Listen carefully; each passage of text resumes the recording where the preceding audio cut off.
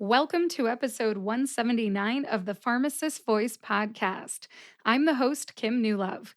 The topic today is muscle tension dysphonia. It is a common voice disorder, and I suffer from it. If you're new to the Pharmacist Voice podcast, welcome. Again, my name is Kim Newlove, and I'm the host. I'm a pharmacist by training, but I'm not in clinical practice anymore.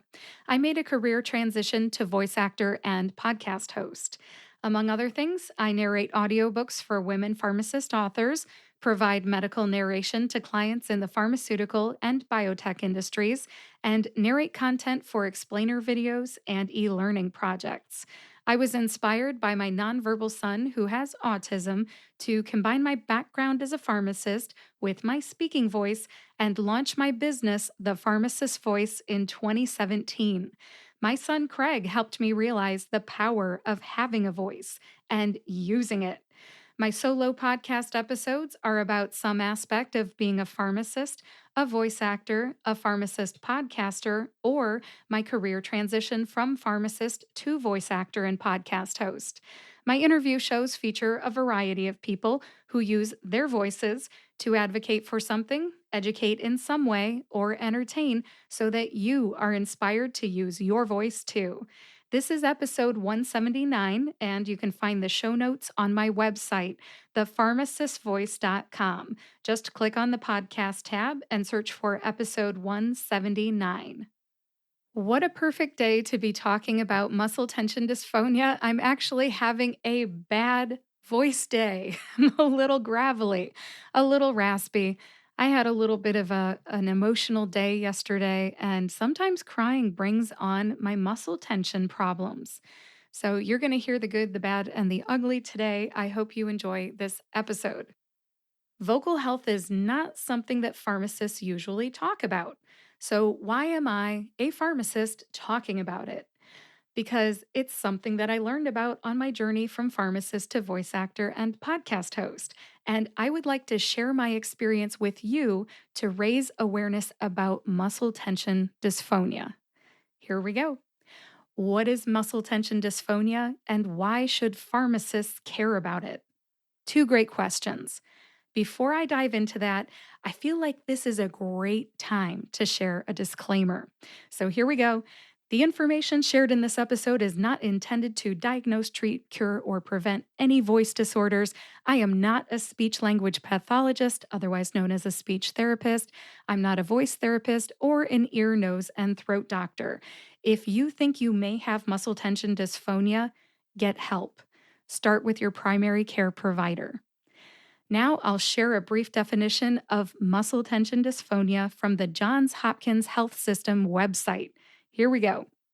Muscle tension dysphonia is a change in the sound or feel of your voice due to excessive muscle tension in and around the voice box.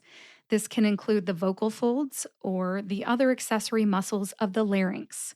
Muscle tension dysphonia is a functional dysphonia, whereby a pattern of muscle use develops from irritants, laryngitis, or even stress, among other conditions. While the initial cause may go away, the voice changes remain because of the excessive squeeze or tension that results with voice use. That's a fair description. Now, this is me. I'm not on the Johns Hopkins Health System website anymore. What I remember most before I got help is that my voice sounded inconsistent. My voice sounded inconsistent. Now, let me give you an example. When I narrated an audiobook in the spring of 2021, so just over a year ago, my voice sounded different at the beginning of a chapter than it did at the end of the chapter. This is just one example. It became raspier and higher in pitch. Raspier and higher in pitch. Plus, my throat actually hurt after narrating those long projects like audiobook chapters. Sometimes they'd be 12 minutes, sometimes 18, sometimes more. It took a couple of days for me to feel normal again after just one chapter. Now, all these symptoms made it clear to me that I needed help, and the time to seek help was right away. I couldn't put it off any longer. Narrating that long audiobook, I know it was only a few hours long, but seriously, when's the last time you've talked for hours on end without making mistakes? It takes a while to narrate an audiobook. I couldn't put off getting help any longer. So in May of 2021, I got some help. My muscle tension dysphonia symptoms made it hard for me to work. Not only did it hurt, and I didn't sound that great, but having muscle tension dysphonia made it really hard to go back and fix the mistakes that I made while I was narrating. And for anybody listening who thinks, oh man, Kim just admitted to being not perfect, I'm just telling you, narrators make mistakes. I make mistakes. All narrators make mistakes. When you're narrating, you see one thing and your mind thinks it's something else. For example, you say a plural instead of a singular, their instead of theirs. It happens. You typically say something a certain way and your mind just inserts the words. If you ever narrate anything, you'll know what I'm talking about. You'll just end up saying it wrong. And it doesn't happen with every sentence. I'm talking about maybe half a dozen mistakes in a single chapter. Now, you may be wondering, why is it hard for me to fix mistakes because of my muscle tension dysphonia? It's because the pitch of my voice was all over the place back in May of 2021, and it is really hard to try to match the pitch of what I originally said afterwards. So maybe I'll get my pickups as they call them, my list of mistakes that need to be fixed weeks after I've said something. It's not in the same day. I have an editor and she gives me a list. Once I got help, however, voice matching was not a problem. And I am very thankful for that. It did take time, a lot of time, but I'm in a much better place now. Today, I'm not having such a great voice day, but I am going to go ahead and record this anyways because you may be able to hear the raspiness, the gravel in my voice. I'm trying to think. Maybe my pitch is changing a little bit. Probably not. I think I've kind of fixed that. But, anyways, I just want to point out that my voice is not fixed or perfect. Nope, I'm just in a much better place now. You may also be wondering who usually gets muscle tension dysphonia? This is a great question. Classic examples include professional singers, teachers, pastors, and other people who have to talk a lot in the course of their job. What are some of the symptoms of muscle tension dysphonia? Again, we're going to go to the Johns Hopkins Health System website. And here I'm just going to read about 7 symptoms to you. The 7 most common symptoms of muscle tension dysphonia on this page are a voice that sounds rough, hoarse, gravelly, or raspy. This is me. A voice that sounds weak, breathy, airy, or is only a whisper. That used to be me. I didn't support my voice with air. A voice that sounds strained, pressed, squeezed, tight, or tense. A voice that suddenly cuts out, breaks off, changes pitch, or fades away. Mine used to change pitch quite a bit. A voice that gives out or becomes weaker the longer the voice is used. Also me. Pitch that is too high or too low. We already talked about that. My pitch would change when I was narrating a chapter. Difficulty singing notes that used to be easy. I am no singer. I'm not tone deaf, but this doesn't really apply to me because I don't sing what I narrate. All right. And then I guess in church, I didn't notice any changes either. Okay, going back to the list, 2 more. Pain or tension in the throat when speaking or singing also describes me. I used to have pain after speaking and while speaking. And finally, feeling like the throat is tired when speaking or singing. I know I interjected my own little commentary there during that list, but hopefully that gives you an idea about some of the symptoms of muscle tension dysphonia. Next topic. Why should pharmacists care about muscle tension dysphonia? Because we're at risk for it, or at least half of us are. Many pharmacists talk all day long, especially those who work in a community setting, and that's about half of us. Awareness about muscle tension dysphonia can be useful. Someday, you or a patient or a friend or a family member may have this issue and need help. I know that some of my listeners are also voice actors who work in the medical genre, the medical narration genre. This episode's for you too. I mentioned in my disclaimer that if you think you may have muscle tension dysphonia, please seek help from your primary care provider. I agree with that still. That's solid advice, not changing my mind. But I just want to say that is where I started. I started with my primary care provider. So, next, we're going to talk about how I got help. I had 2 rounds of voice therapy. I didn't know that I would need to, that's just how it turned out. The first round started after I narrated Dr. Asha Bohannon's book, Impact Pharmacist. I knew something wasn't right. I had this pain and my pitch was changing. I knew something was not right and I needed help. First, I went to my primary care provider and I said, my throat hurts and I sound raspy. My voice doesn't sound right. What can I do? And she said, I think we need to send you to an ear, nose, and throat doctor. So, stop number 2 was an ear, nose, and throat doctor, also known as an ENT. And when I got to the ENT, who I had a relationship with because I have some acid reflux issues, and I had previously seen him, and I said, Doc, my throat hurts. I sound raspy. And I also have that history of GERD. Is this all connected? What's wrong with my voice? Help me. Could you please help me? So he said, all right, I think it's time to send you to a speech therapist. Not just any speech therapist, a special speech therapist, a voice therapist. So, stop number 3 was a voice therapist. This is actually a special type of a speech therapist.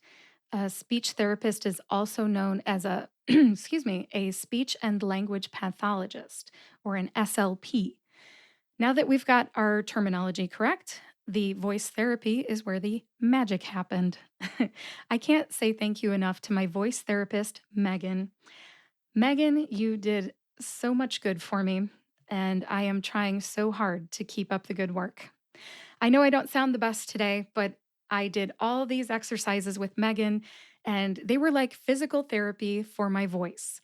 I started back in May of 2021, and I still do the voice exercises today. As I record this, it is Tuesday, September 27th, 2022, and I still do this physical therapy for my voice. Does it always work perfectly to smooth out all the wrinkles? No. But I really feel like when I keep up the work, I get the benefits. So I'm going to have good days and bad days. And when I'm having a bad day, I let my voice have a nap, okay? A voice nap. But today, I need to get this podcast done because I have other things going on this week. One thing I will say about the exercises is that sometimes when I'm in the middle of narrating something or in a podcast episode, I will press the stop button and I will let myself do a little bit of my exercises to correct some inconsistencies, to smooth out some grainy spots in my voice. Sometimes it works, sometimes it doesn't, but I would say 80% of the time it works and they are worth doing. Am I going to share the exercises that I'm talking about with you here on the podcast? I'm sorry, no. Going along with my disclaimer, I am not trying to treat muscle tension dysphonia for you. From what I understand, depending on what the speech language pathologist, speech therapist, you could say, or the ear, nose, and throat doctor find during an evaluation, treatment can look different for each individual.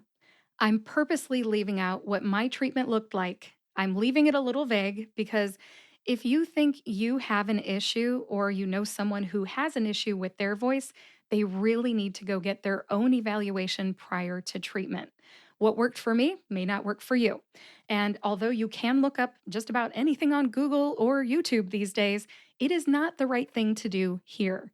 Find someone you trust and listen to them. It's one of my mantras in life. Find someone you trust and listen to them. I'll say it a third time just for the fun. Just for fun. Find someone you trust and listen to them. Now, let's talk about the second round of voice therapy that I had. The second round of voice therapy started in October 2021. That was about a year ago. It was not quite 6 months after round 1 of voice therapy.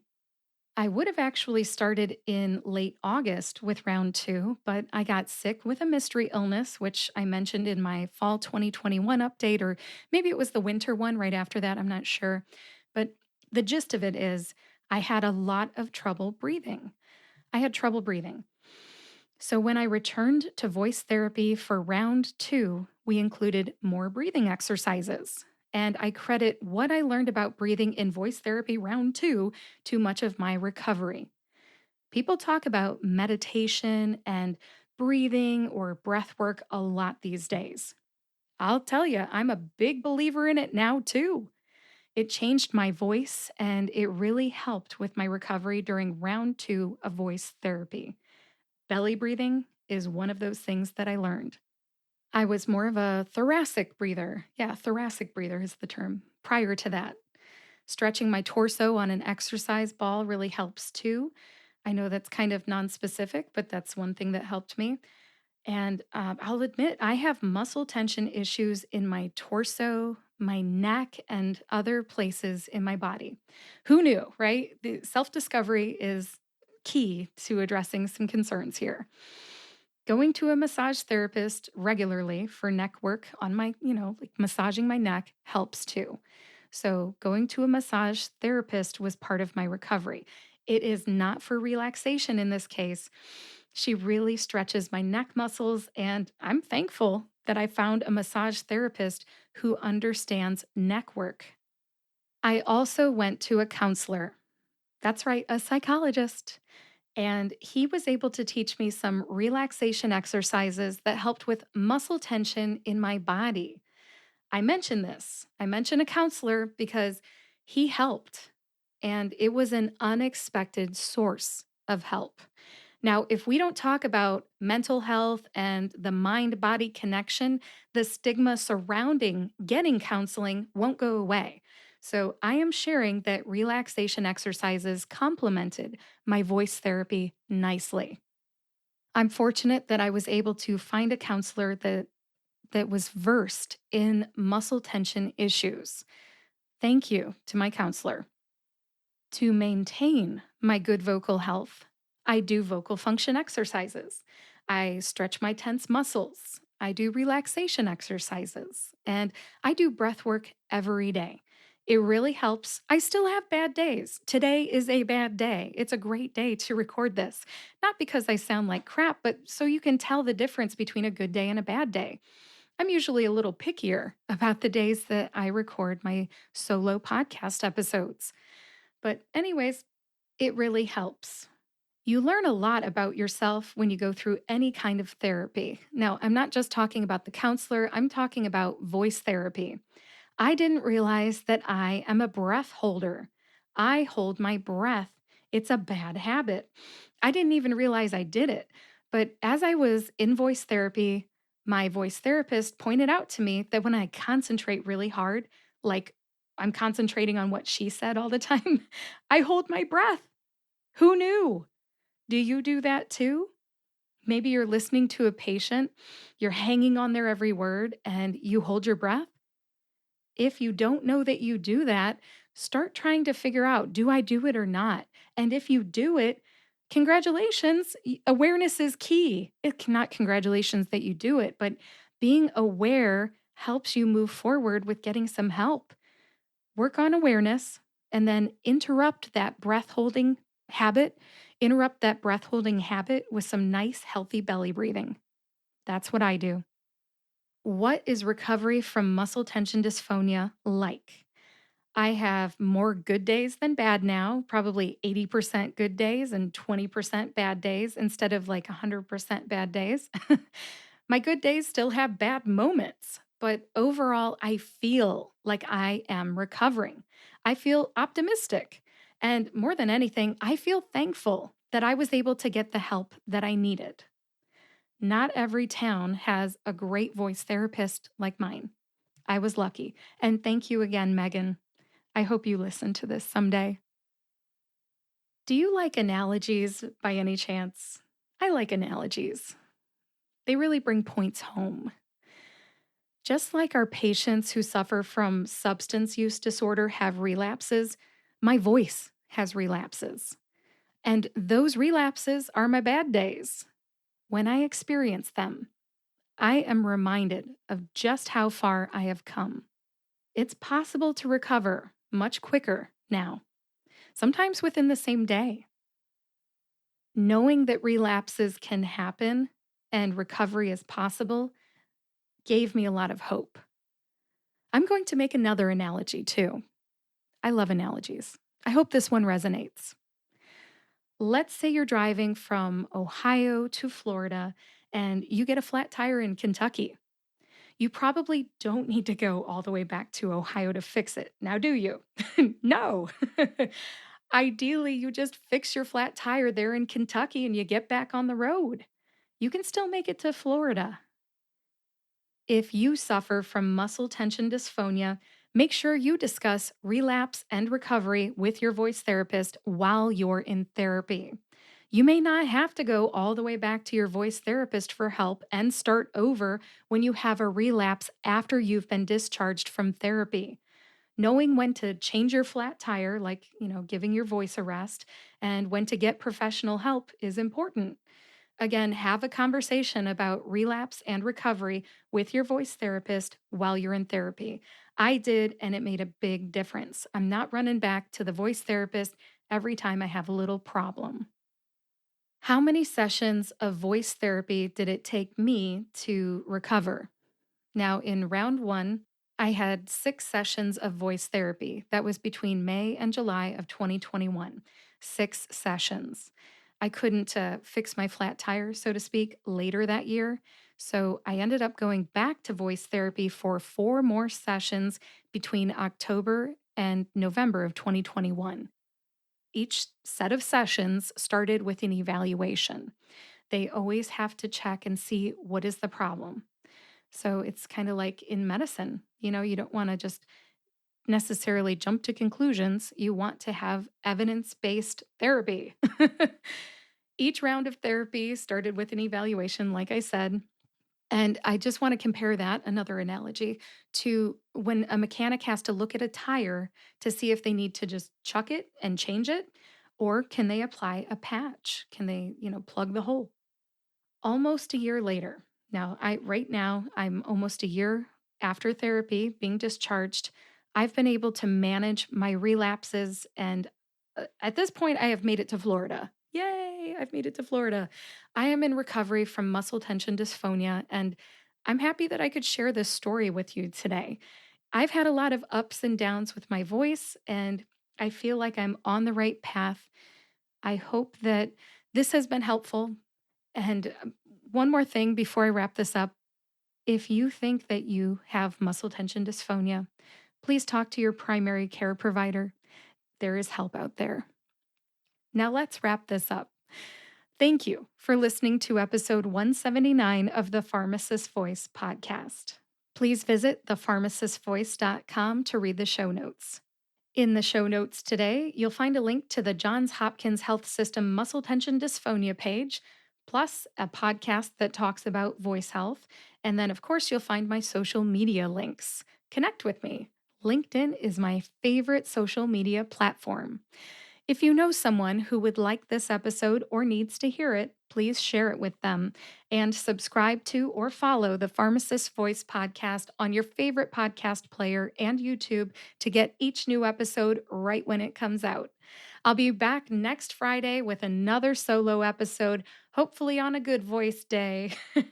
It's one of my drug name pronunciation episodes. That's all I've got for you today. Thank you again for listening. I'll talk to you next week.